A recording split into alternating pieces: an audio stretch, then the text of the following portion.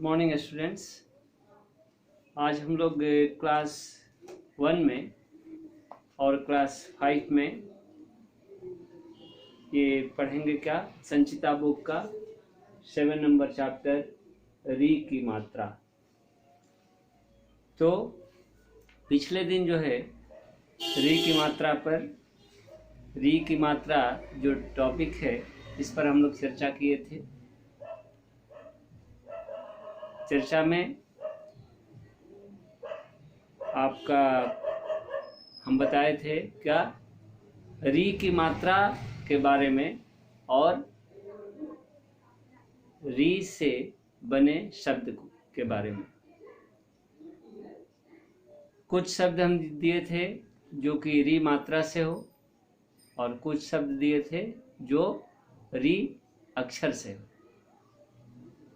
जैसे री अक्षर से शब्द दिया गया था ऋषि, ऋतुराज, ऋण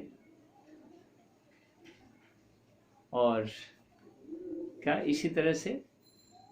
फिर री की मात्रा से दिया गया था वृक्ष, नृप, कृषक, तृण, और इन शब्दों का अर्थ भी बताया गया था कि वृक्ष का मतलब पेड़ होता है, नृप का मतलब राजा, कृषक का मतलब किसान, तृण का मतलब घास। तो कहने का मतलब कि यहाँ तक हम लोग समाप्त किए थे, ये बातें पढ़े थे। फिर आपका इसके बाद क्या हुआ था, तो ये चैप्टर नंबर 7 जो है 45 नंबर पेज पर, इसे हम एक बार पढ़े थे और क्या बोले थे कि सारे बच्चे इसको इसी तरह से पढ़ेंगे। तो यहाँ तक हम लोग जो है समाप्त किए थे, है ना। आइए आज जो है री की मात्रा से संबंधित जो सेंटेंस से पेज नंबर 45 में दिए गए हैं उसे हम लोग पढ़ते हैं, उसका अर्थ जानते हैं। तो सभी बच्चे जो है 45 नंबर पेज को संचिता बुक में जो है उसको निकालें और उसको देखें।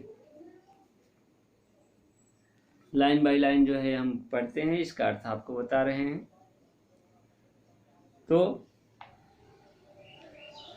आइए पढ़ें। इस री की मात्रा की शुरुआत होती है क्या, वृक्ष के साथ।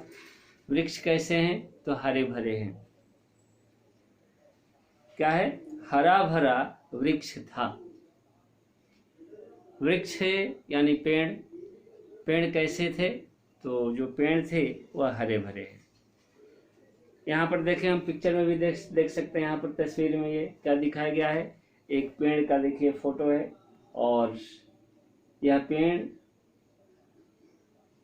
क्या है, तो इस पेड़ की जो ब्रांचेज है, जो शाखाएं हैं, वह है हरी भरी पत्तियों से, है ना, लदी हुई है। देखिए इस पेड़ के जितनी भी शाखाएं हैं, जितनी भी डालें हैं, उन पर क्या है, हरे भरे पत्ते हैं, हरे पत्ते हैं। तो कहने का मतलब कि वृक्ष जो होता है प्रायः क्या होता है, हरा भरा होता है ना। अगर पेड़ पर पत्तियां नहीं हो, पेड़ की डाल जो है सूख गई हो, तो फिर उस पेड़ का महत्व है कुछ? वह पेड़ जो है क्या होगा, वह पेड़ तो डेड हो गया, है ना, वह पेड़ मर गया। पेड़ जब जिंदा रहता है, वृक्ष जब जिंदे होते हैं, प्लांट जब जिंदा होता है, तो क्या होता है, वह प्लांट, वह पौधा जो है हरा होता है, वह वृक्ष हरा होता है। तो हरियाली जो है उनके जीवंतता का सूचक है, जीवित रहने का प्रमाण है, वह जिंदा है। नहीं तो पेड़ कैसा था, पेड़ हरा भरा था। अगला सेंटेंस देखिए, अगला वाक्य देखिए, आसपास हरी घास थी। आसपास यानी उसके सराउंडिंग्स में, उसके अगल बगल में कैसी घास थी, तो हरी घास। घास भी क्या होती है, तो घास भी जो है वह हरी होती है। घास का रंग जो है हरा होता है, ठीक है। फिर नीचे आइए, नीचे देखिए, उसके बाद थर्ड लाइन है, हरी घास पर मृग नाचकर खुश हुआ। घास कैसी है? तो घास हरी भरी है, हरी है, और उस पर जो है कौन नाचकर खुश हो रहा है? तो मृग। मृग किसको कहते हैं? तो मृग जो है हिरन को कहते हैं। इंग्लिश में क्या कहते हैं इसको? डियर। ठीक है, तो मृग जो है कहाँ नाच रहा था? मृग जो है हरी घास पर नाच रहा था। फिर क्वेश्चन होगा, मृग क्यों खुश हुआ? तो वह हरी भरी घास पर नाचकर खुश हुआ। अगला लाइन, एक नृप आया और गाना गाया। नृप का मतलब क्या हुआ? राजा। एक राजा आता है और राजा आकर क्या करता है? गाना गाता है, गाना को सुनाता है। सभी बच्चे जो है गाना गाना जानते हैं? नहीं? गाना क्या होता है? सॉन्ग, जो हम गाते हैं, जो हम सिंगिंग करते हैं। नहीं? तो राजा भी जो है गाना जानता था। राजा क्या करता है? गाना गाता है। सभी हम गाना जानते हैं। गाना और रोना तो सब जानते हैं। भले हम सबके सामने नहीं गाते हैं, सबके सामने नहीं रोते हैं, लेकिन गाना और रोना प्रायः सभी को आता है। ठीक है, तो एक नृप आया, एक राजा आता है और वह गाना गाता है, और इसके बाद उस राजा के बारे में कहा गया है। अगला सेंटेंस क्या? कि उसकी वाणी मृदु थी। वाणी का मतलब क्या होता है? वाणी मतलब आवाज, उसकी बोली, उसकी बोली। वाणी का मतलब वाणी मतलब बोली। देखिए वाणी, देखिए लिखते हैं ये, मतलब बोली। ठीक है, नेक्स्ट क्या, जो आपका कुछ कठिन शब्द है उसको मैं बताता हूँ। मृदु।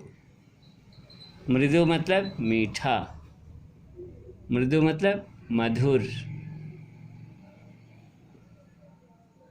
उसकी वाणी क्या थी? मीठी थी, है ना, मधुर थी। तो मधुर हुआ, मीठा भी कह सकते हैं, कोई बात नहीं, लेकिन पहले मधुर लिखिए। नेक्स्ट आपका क्या है? पूरा वन झूम उठा। वन, वन क्या हुआ? वन का मतलब जंगल। जंगल जो है पूरा झूम उठता है ना। हम कब झूमते हैं? कोई बताएगा? हम झूमते तब हैं जब क्या हो? बहुत आनंद में हो, बहुत खुश हो, हमें बहुत खुशी होती है, तो क्या होता है? खुशी में हम लोग झूमते हैं। तो गाना सुन करके क्या होता है? मृग खुश होता है, उसकी राजा की मृदु वाणी से, मधुर आवाज से वन के प्राणी जो है खुश होते हैं, और इस तरह से ऐसा लगता है जैसा क्या? जैसे कि पूरा वन जो है खुशियों से झूम उठता है। ठीक है, तो ये हुआ आपका ये री की मात्रा पाठ में दिए गए कुछ वाक्य। फिर आइए चित्र देख करके एक नाम लिखिए, इनका नाम बताइए। हिरन, हिरन का नाम क्या हुआ? हिरन का नाम बोलिए। हिरन का मृग, राजा नृप, किसान कृषक, तिनका घास। ठीक है, तो ये भी आप अर्थ में लिख सकते हैं। एक बार हम आपको लिख के यहाँ पर दिखा देते हैं। क्या दिया है कि चित्र देखकर एक नाम लिखिए। इसको इरेज करते हैं, देखिए।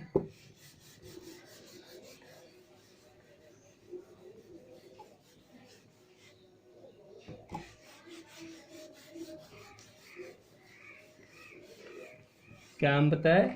तो हिरन, हिरन के क्या लिखेंगे? एक नाम मृग। फिर आपका नेक्स्ट क्या है? राजा। राजा को क्या लिखा गया है? नृप। किसान, किसान का क्या हुआ? कृषक। और तिनका, तिनका क्या हो गया? घास। ठीक है, देखिए सारे बच्चे इसको ध्यान से, है ना, जब का दिया गया है मीनिंग का कि हिरन, मृग, राजा, नृप, किसान, कृषक, तिनका, घास। तो ये हुआ। आइए अभ्यास करें। में जो शब्द दिए गए उनका अर्थ हुआ, और हम आगे देखते हैं क्या। तो 8 नंबर पेज आता है।